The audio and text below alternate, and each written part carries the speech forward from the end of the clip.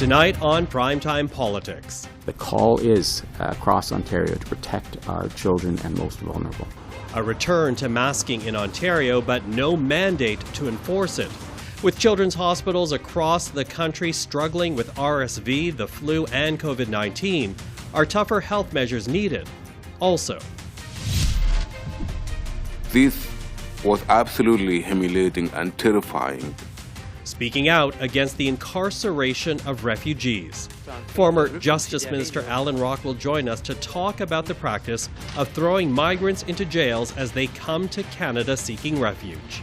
And we're talking about Beijing putting agents in MPs' offices. Interfering in Canadian democracy. Amid allegations that China tried to influence the 2019 election, will Prime Minister Trudeau raise the issue with Xi Jinping at the G20? This is Primetime Politics.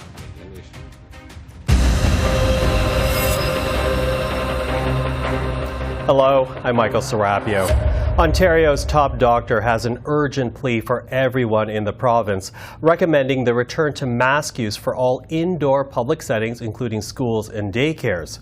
Dr. Kieran Moore is making the recommendation as children's hospitals in the province struggle to deal with a sharp rise in RSV and flu cases, and the healthcare system continues to struggle with the effects of COVID-19.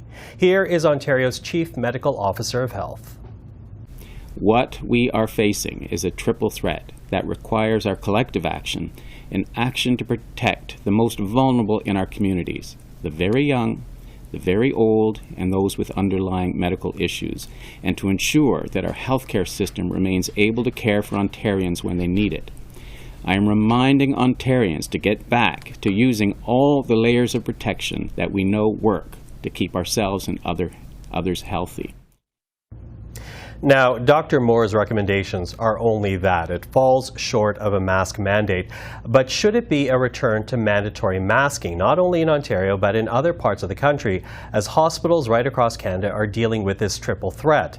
To talk about that, we're now joined by Dr. Robert Cushman, who is currently the Acting Medical Officer of Health for Renfrew County in Ontario, and Dr. Guy Salvo, who is a Medical Officer of Health for Alberta Health Services, responsible for the Edmonton zone. Hello to the two of you. Good afternoon. Dr. Cushman. Hi. Dr. Cushman, I'm going to get you to start us out here, as you are in the same province as Dr. Moore. Given the strain on hospital resources right now, do you think a recommendation for mask wearing is enough? Well, if you looked at what Dr. Moore said, he really basically said everything that would lead you to conclude we should have a mandate, but he stopped short of that. And that's because of it's essentially a political decision, and I guess he didn't get the support he needed. So, but we have enough going on at this point with these three viruses that it really it warrants a mandate. I mean, we've had so much trouble with the children. We're seeing influenza now very quickly starting to rise. COVID's actually sort of in a steady state. So as we look toward Christmas and the holiday season, and the shopping and the festivities, if we don't blunt this early, I think we're going to be in bigger trouble down the line. Mm-hmm. Now, Dr. Salvo, Ontario's having a very different conversation than what Alberta's having right now. Can you talk to us about what you are seeing in Edmonton hospitals when it comes to RSV, as well as the flu and COVID-19? Mm-hmm. So we're seeing an increase in activity of respiratory illnesses. Especially we could speak to influenza. We're seeing an early start to the season, so quite a few people presenting to hospital with influenza. So since late August, we had 146 hospitalization for influenza alone, with 13 ICU admissions. We're also seeing an increase in RSV cases, which affect a lot the younger children. So we're seeing quite a bit of respiratory illnesses across the board. And we really want to ask people, to get vaccinated to prevent the spread of these illnesses, so we could get vaccinated against COVID and influenza to protect ourselves. We're asking them to remember that hand hygiene and all those messaging we were talking about during the pandemic to prevent respiratory illnesses, so to wash their hands with soap and water, don't touch your face.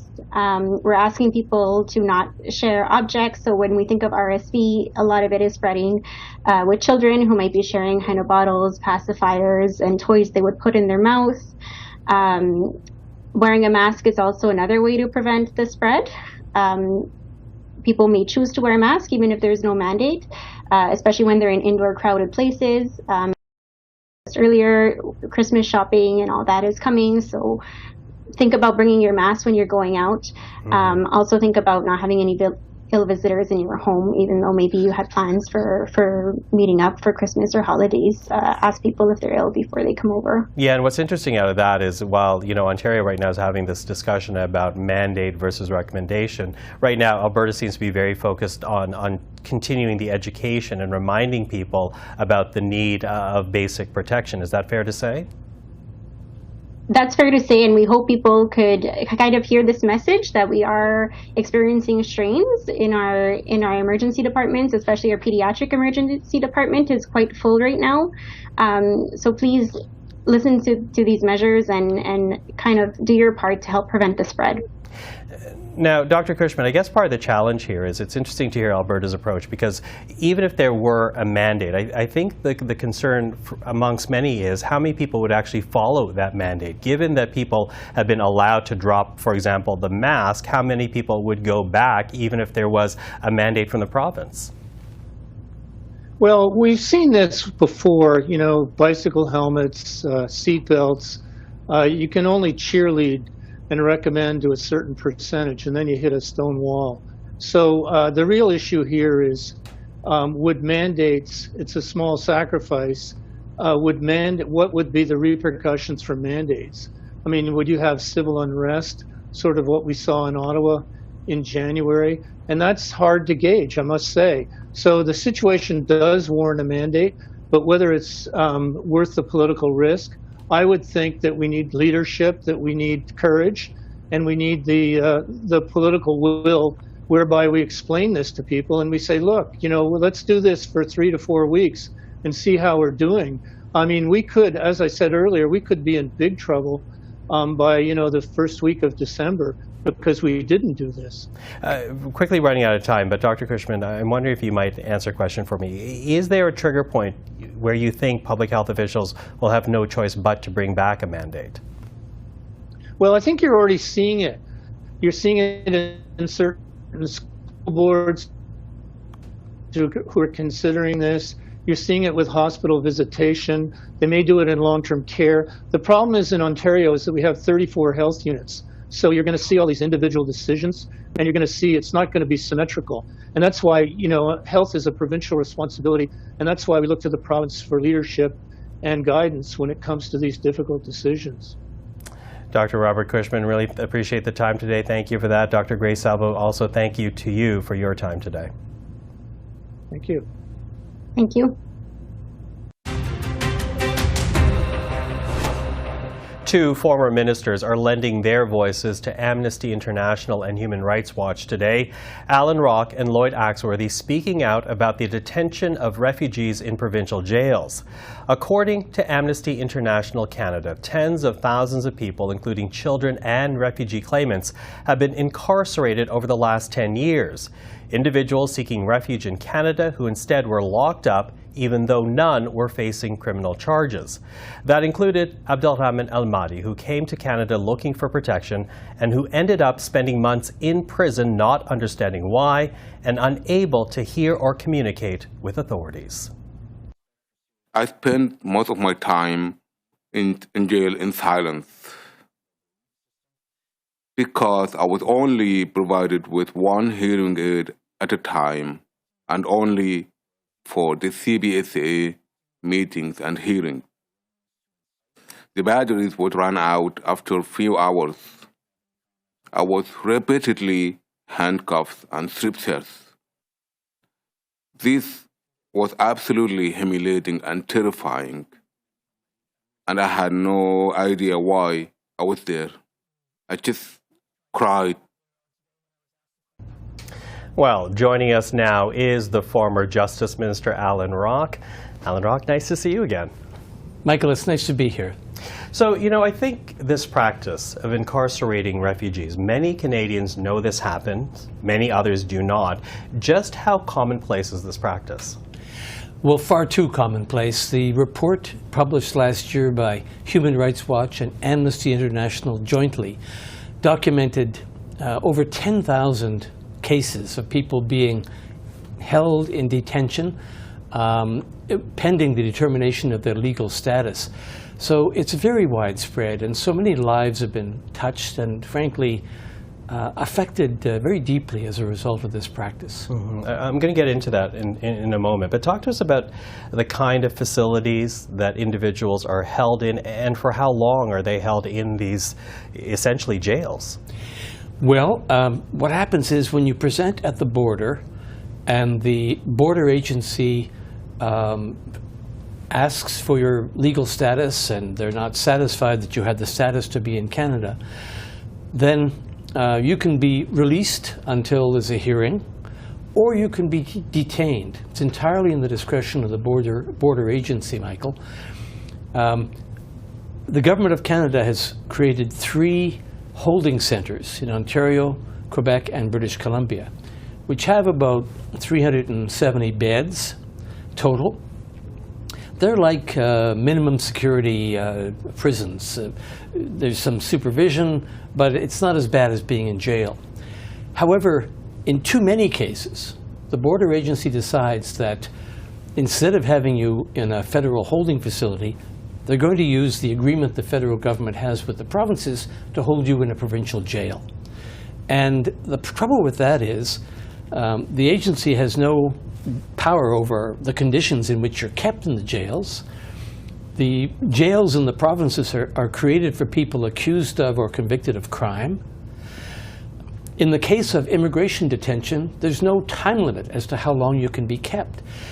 So, for example, the report from Human Rights Watch and Amnesty International documented over 300 cases since 2016 of people held longer than a year in immigration detention. So if you're held for an indeterminate period in a provincial jail where you can be held in solitary confinement, you're locked up with people accused of or convicted of crime, what comes out of that is gross human rights violations, completely unjust practices. And as you refer to off top there, real practical impacts, the type of trauma it inflicts on these individuals, which I think would shock many Canadians who see Canada as this place of refuge for people around the world. Talk to us about the kind of stories that you've heard about the effects this type of incarceration has. Well, it's resulted in suicide attempts on the part of those who are locked up indefinitely in provincial jails, who committed no crime, accused of no crime, and feel hopeless, feel they don't know how or when they're ever going to be able to get out. And there have been cases where there have been suicide attempts. Indeed, there have been suicides. And there have been coroner's inquests looking into some of these deaths. But even for those who survived the experience, it often is a traumatizing period, which makes them fearful of authority in Canada, which makes them fearful of police because they don't know if they're going to be pulled over again and detained for no reason that they can understand. So the testimony of the people who've been through this awful experience is quite harrowing. Just today at the news conference, we had 2 individuals who experienced just that, who were thrown into provincial jails without understanding why, who were being kept for who knows how long. The man who spoke this morning said he spent 3 months in provincial jail in British Columbia without having any idea when he'd be able to leave. Mm-hmm. And yes, it does have a huge emotional and psychological impact on the people who endure it. Are these security concerns that leads to the incarceration of these individuals, are those valid security concerns? The 94% of the cases of people being detained by CBSA are on the grounds of flight risk, meaning we're worried that if we release you into the community, you won't turn up for your hearing to determine your legal status. So that's 88%. And a few other percentages come from CBSA not being completely satisfied with your documents. So hardly a security risk. These are people who pose no threat that can be demonstrated. And in fact, the odd thing, Michael, is that in March of 2020, when the pandemic hit, when the pandemic arrived, there were over 9,600 people detained for immigration purposes, either in provincial jails or holding centers. CBSA released all but 1,600 of them into the community because of the pandemic. Mm-hmm. Now, there's proof positive that you release, 8,000 people and the sky didn't fall. There were no reports of community endangerment, no public safety issues, no crime. So using flight risk as an excuse to detain someone, we say, is far too broad a discretion. It should be challenged. It should be supervised. The CBSA has among the strongest police powers of any public security agency in the country, and it's the only public security agency not subject to independent civilian oversight. And it's high time there be effective oversight on these decisions. Now, the news conference that you took part in launches 12 days of action to try to raise the awareness about this issue with federal politicians. So what would you like to see happen instead of what's currently taking place? 4 of the 10 provinces have already ripped up the agreement with Ottawa, allowing Ottawa to use their provincial jails for immigration detention. What we ask the Government of Canada is, do we have to wait until the other provinces rip up the agreements? Or will Ottawa show leadership that's required, step out in front of this and say, we're going to end this practice right now? So what we want to see is the Government of Canada taking the leadership required to bring this practice to an end. It can do it progressively. It can ease into a new way of doing things, but it must end. And Michael, there are literally hundreds of community facilities across the country that are available to support and to look after people while they're awaiting their hearing. You don't have to put them in prison. Just commit them to a community agency which is available, have them stay in touch with that agency, have them then appear for their hearing when their hearing occurs. And I dare say the vast majority of people would attend those hearings. There are also technologies available now which permit the authorities to keep in touch with people while they're awaiting their hearing without them being detained. Allan Rock, good to speak with you again. Thank you for being here. Michael, thanks for the opportunity to talk about this important issue. The Prime Minister continues his Asia trip tonight after wrapping up the ASEAN summit in Cambodia yesterday. And it was there in Phnom Penh where Justin Trudeau responded to a global news story. Now, according to the outlet, the Prime Minister and members of his cabinet were warned by CSIS that China's Communist Party is trying to interfere with Canada's democratic process. This reportedly included giving money to nearly a dozen candidates who ran for Parliament in 2019. Take a listen to the Prime Minister's response. Canadians, yes, why we need to be mindful about the real threats of foreign interference that exist at home and around the world.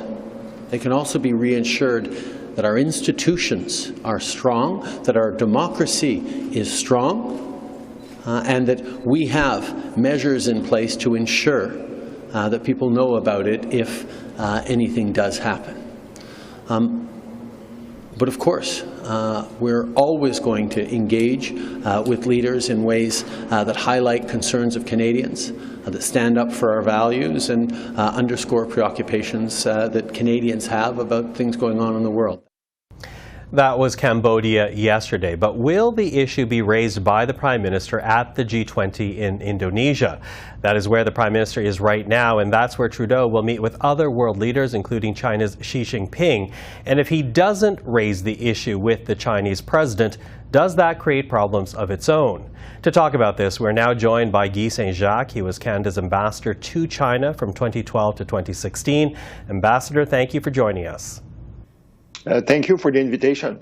I want to begin with your reaction to this news report, again from Global, that the Chinese Communist Party is involved in activities here in Canada that's meant to interfere with our democratic process.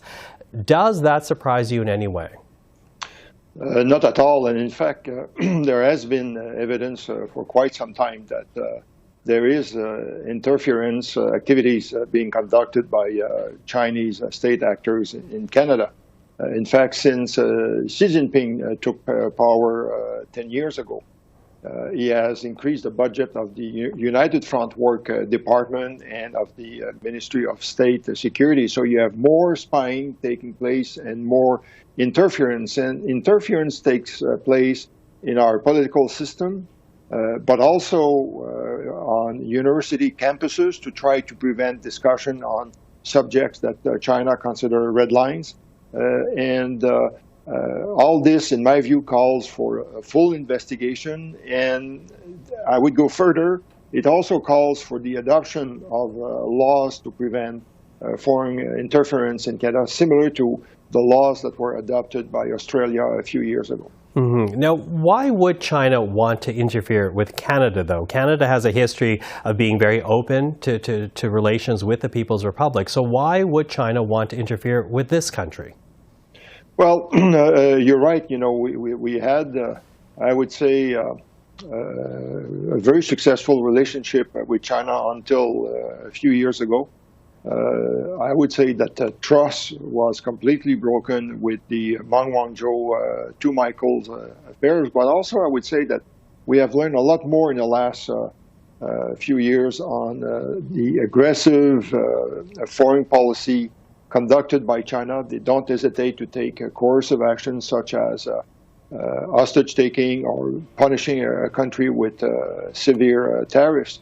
But they also take advantage of our open societies.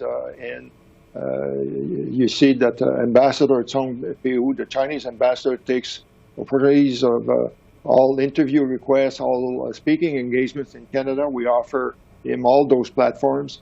And they know also that they can manipulate Canadian public opinion, especially in the Chinese community, because a large number of Canadians of Chinese origin use Chinese social media like WeChat. And I'm convinced that there was also interference in the election of a year ago. And again, it's something that we have to be a lot more sensitive to. Okay, we need to be a lot more sensitive, but Canadian officials, the Canadian government, the Trudeau government, do they understand the threat well enough, do you think? Well, I think that it has reached a point where it cannot be ignored. And it's a question we heard recently, CSIS representative say that the agency does not have enough resources to tackle the problem. And clearly, I think we have to devote more resources. And in all of this, I think it's